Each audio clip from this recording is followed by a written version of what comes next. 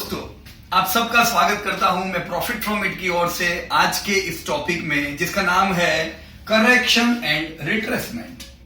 Right, बाजार अभी जिस तरह से आप देख रहे हो रोज नए नए लो लगा रहा है, तो इस समय हमें कौन सी चीजों का ध्यान रखना चाहिए और क्या करेंगे तो आने वाले समय की रैली का फायदा उठा सके और इस फॉल में हम फायदा ले सके।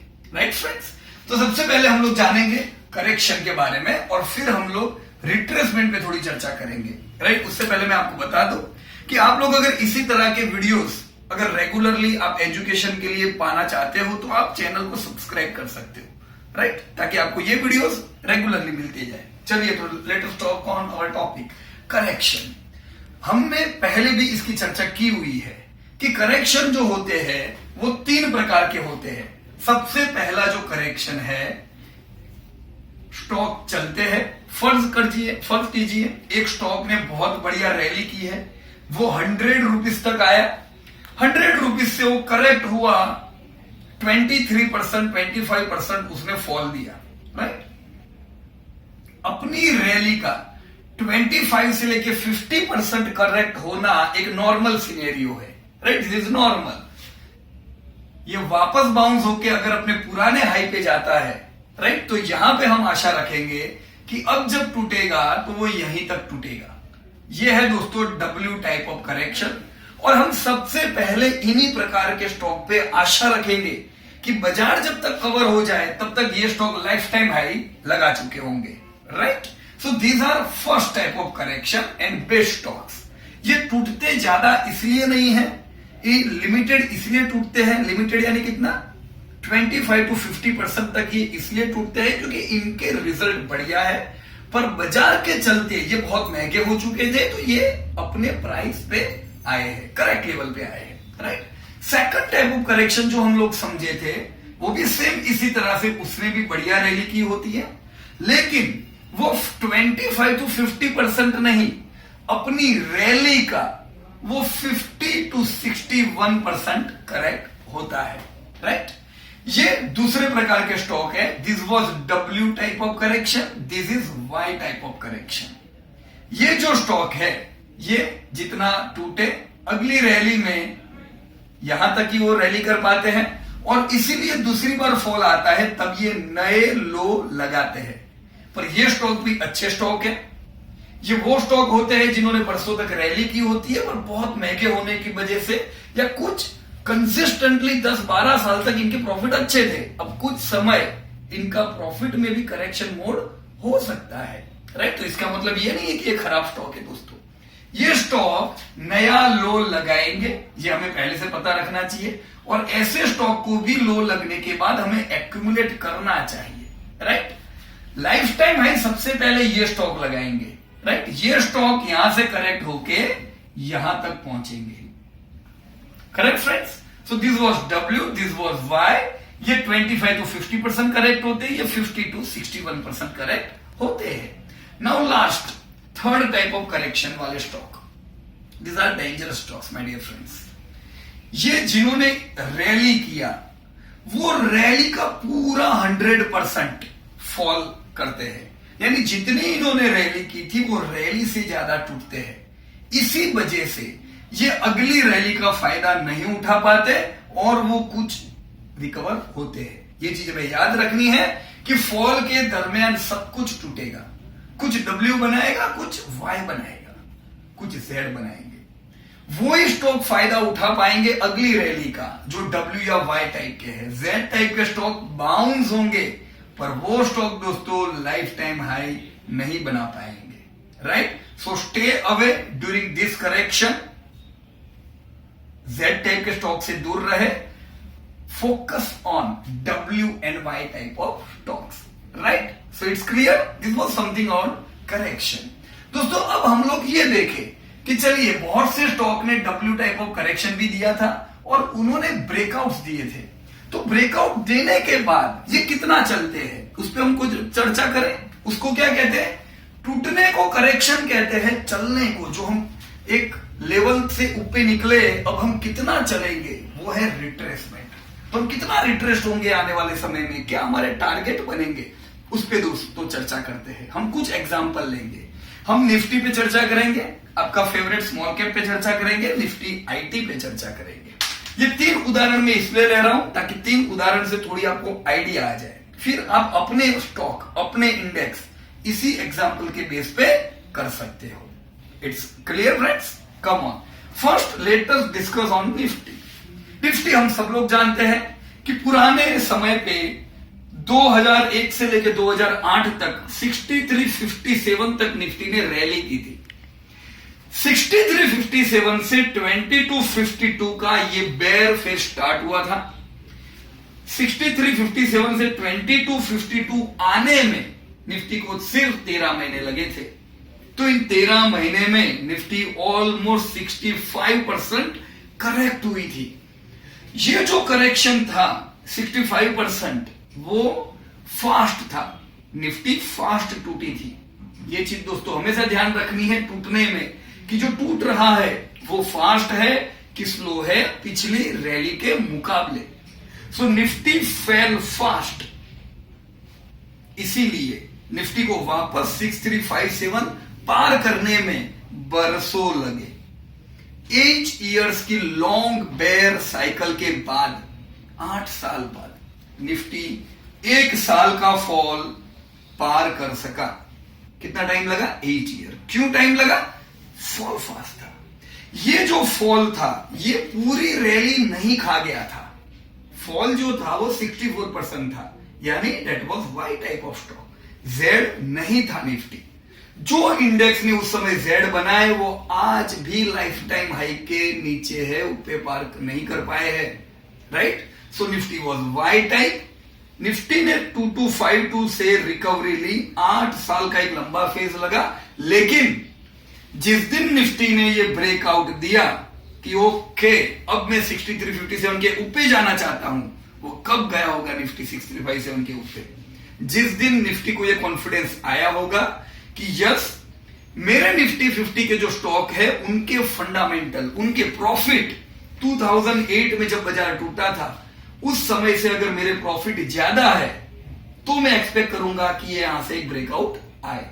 तो इन्हीं एक्सपेक्टेशन के बेस पे ये ब्रेकआउट आता है और निफ्टी यहां से चला। हम टारगेट कितना रखेंगे दोस्तों? कभी भी ये जो रैली आती है, what should be our target? It's very simple. हमें क्या करना चाहिए? 6357 माइनस 2252 क्या आंसर आया? 4105। यानी दोस्तों हम उस समय 4105 पॉइंट फॉल हुए थे। So formula is simple, sorry, 4105 multiply by 1.618, ये फिबोनाची रिट्रेसमेंट इसको हम कहते हैं दोस्तों। 1.41 fall multiply 1.618 is our initial target, आखिरी टारगेट नहीं है, ये हमारा पहला टारगेट होता है। So our first target after this breakout was 8893 and you all know कि निफ्टी कहां तक चला? 9119 तक निफ्टी ने उस समय रैली की। तो ये फर्स्ट फेज खत्म हुआ, जिसके बाद हम अगेन यहां पे भी 13 महीने का एक डाउनवर्ड करेक्शन आया था, यहां पे भी हम 13 महीने के एक डाउनवर्ड करेक्शन में आए। उस समय भी लोग घबराए हुए थे, क्या होगा मेरा, कितना और टूटेगा। दोस्तों एक नियम तय कर लेना चाहिए, always buy during falls, avoid buy during rallies. तो जिन लोगों ने इस फॉल में बाय किया दोस्तों उन्हें ध्यान रखना चाहिए, पहला टारगेट था 8893, सेकंड टारगेट हम कैसे ढूंढेंगे? Same thing, 4105 multiplied by 2.618. This should be our second target, right? Third target 4105 multiply 3.618. इस तरह से आप 4.618 तक जा सकते हैं, right? So after 8893 which was our first target, second target हमारा है 12,999 का। इसी वजह से हमने आपको लास्ट फॉल में कहा था we should definitely buy during this fall। और ये फॉल में जिन लोगों ने दोस्तों बाय किया, फॉल में बाय कहना वो भी बहुत मुश्किल की बात होती है दोस्तों, स्टॉक सबके आधे हो गए होते हैं। लेकिन जिन लोगों ने यहां पे बाय किया वो लोग 12,999 तक की रैली नहीं देख पाए हैं। अब तक हम 11,171 तक चले हैं। तो अभी हमारा टारगेट बाकी है, और target is fix, it's 12,999। This was our target. हम 11,000 से वापस टूट रहे हैं, right? This is normal scenario, it's all right. ये जो फॉल है वो 9600 से लेके 9300 में कहीं भी सिमट सकता है. So we should buy during this range and our target should be 12999. एक बार ये टारगेट क्लियर होने के बाद आपका क्या टारगेट रहेगा, उसके बाद वापस फॉल आएगा, फॉल में एक्यूमुलेट करो 3.618. इसके हिसाब से आपका टारगेट 17,000 बनता है, 4.61 के हिसाब से 21,000 बनता है. So this all things are normal. We should always buy during fall so that we can reap our results during release. It's clear friends. Now let me talk about small cap. Nifty और small cap में क्या difference है? एक ही difference था. Nifty टूटी थी 6357 से 2252. Small cap टूटा था 6048 से 1382. निफ्टी 64% टूटी थी, स्मॉल कैप 75% टूटी थी. सो अगेन यहां पे फॉल शार्प था, लेकिन जेड नहीं था. It was Y type of fall. ये जो फॉल था ये शार्प था. ये फॉल को कवर करने में निफ्टी को 8 साल लगे, स्मॉल कैप को 10 साल लगे. Friends, this is very important point. जो इंडेक्स पहले रिकवरी देता है, जो स्टॉक पहले रिकवरी देते हैं, leaders are leaders and laggards are laggards. Small cap ने लीडिंग नहीं किया था. स्मॉल कैप ने 10 साल पे रिकवरी दी, पर फिर भी रिकवरी तो दी. जिस दिन स्मॉल कैप ने अपना ब्रेकआउट दिया, क्यों ब्रेकआउट दिया होगा? क्योंकि स्मॉल कैप के जो स्टॉक होंगे उनके प्रॉफिट एक्सपेक्टेड होंगे 2008 से ज्यादा. So here small cap gave breakout and our target was, how to calculate target? Fall multiply 1.618 plus low. So our target was 8943. Small cap 9600 तक रिकवर हुआ. अब 9600 से वापस हम लोग अभी फॉल में है, 7300 पहुंच चुके हैं. तो काफी हम लोग टूटे हैं, राइट? ये फॉल 6900 तक रह सकता है. So we should not get afraid. Opportunity हमें बाइंग की फॉल में ही मिलती है दोस्तों. ये पूरी जो जोन होगी 6900 के करीब में, we should accumulate this small cap, whole range of 69 to 6500. If we will accumulate small cap during this range, we will be able to sell at our second target 13,629. How we have reached this target? Same thing, 2.618.